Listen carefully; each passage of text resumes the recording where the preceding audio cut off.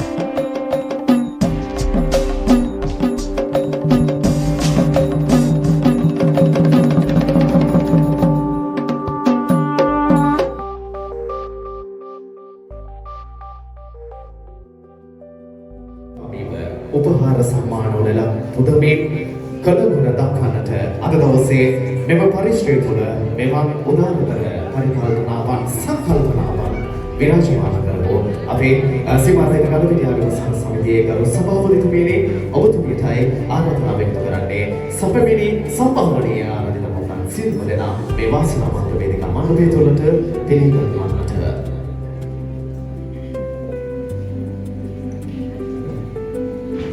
සියලු දෙනාට සුබ දවසක් ප්‍රාර්ථනා කරනවා. අප ගල්කිටියාගම සමිතියේ සම්පකාර දිනය නිමිති තේමා කරගෙන අප මෙම ස්ථානයට ආරාධනා කරපු වැඩමවා වදාළ සියලු දෙනා පිළිගැනීමේ අවස්ථාවයි තියෙන්නේ. ප්‍රථමයෙන්ම සමුද්‍රාපිටිය විහාරස්ථානය, තලාකුළහේන විහාරස්ථානය, ජයන්ති බෞද්ධ මධ්‍යස්ථානය, මෙහෙණි ආරාමේ සුදීනගම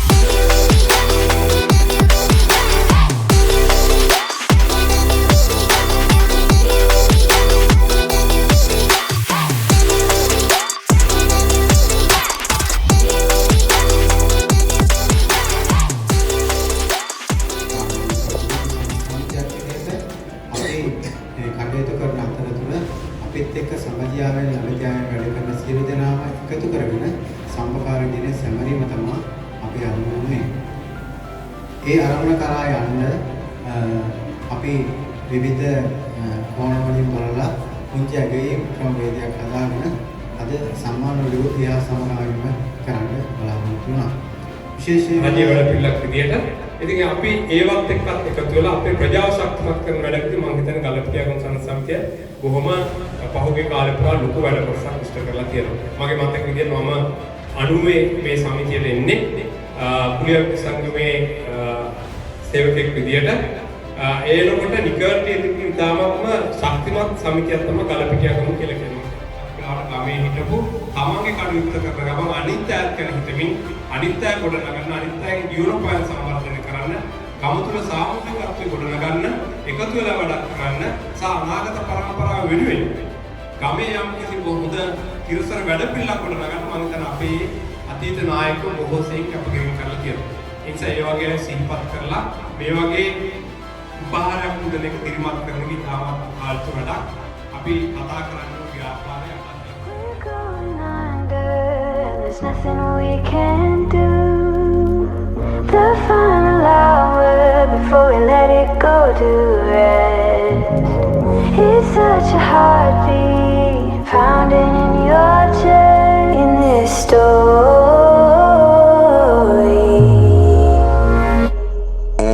Backlash written on me, card rubbing on a glass bowl. I've been ballin', free my ladies and coming down. I'm already out, already on the countdown. I'ma set it right.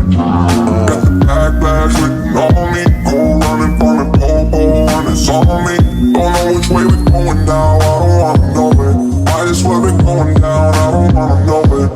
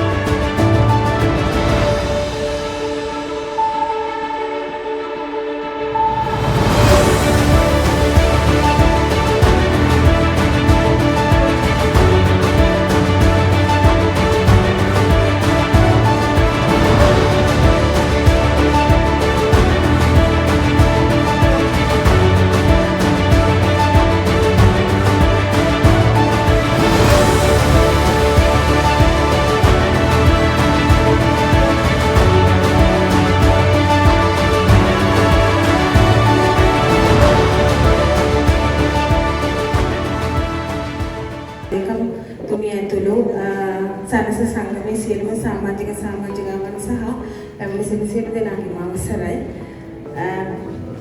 අවුරුදු 87 ආරම්භ කරන ලද සනස ව්‍යාපාරය සනස සමිතිය ඉතාමත් සාර්ථකව අද වෙනකම් ගලාගෙන එනවා.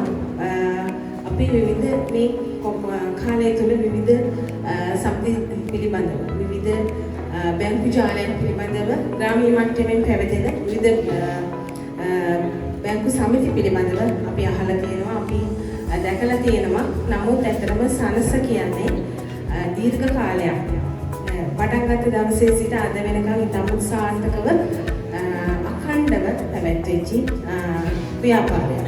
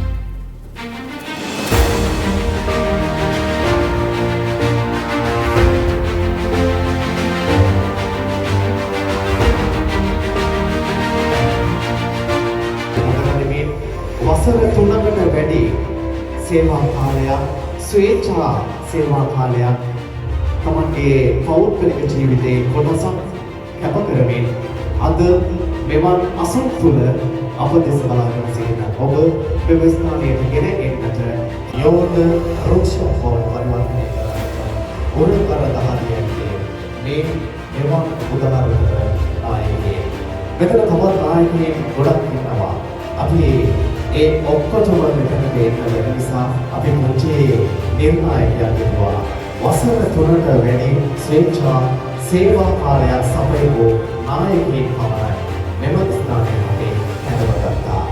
ඒ නිර්ණායක අනුව මේ යෝධ රුක්ෂයන් තමයි අද දශක 4ක අභිමානීය ඉතිහාසයක සාඩම්බර උරුම. We're going under, and there's nothing that we can do. The final hour before we let it go to rest. It's such a heartbeat pounding in your chest. In this story,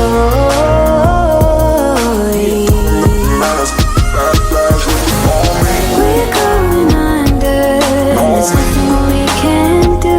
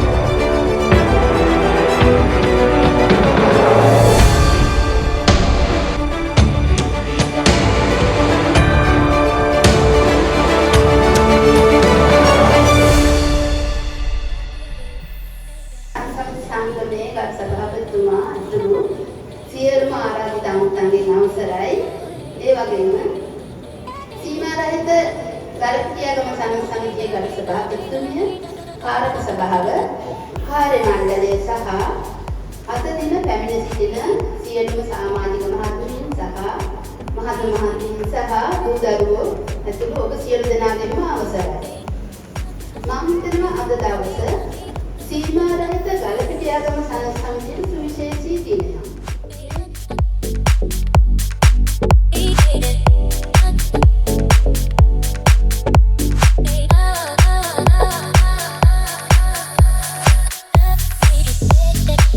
Up,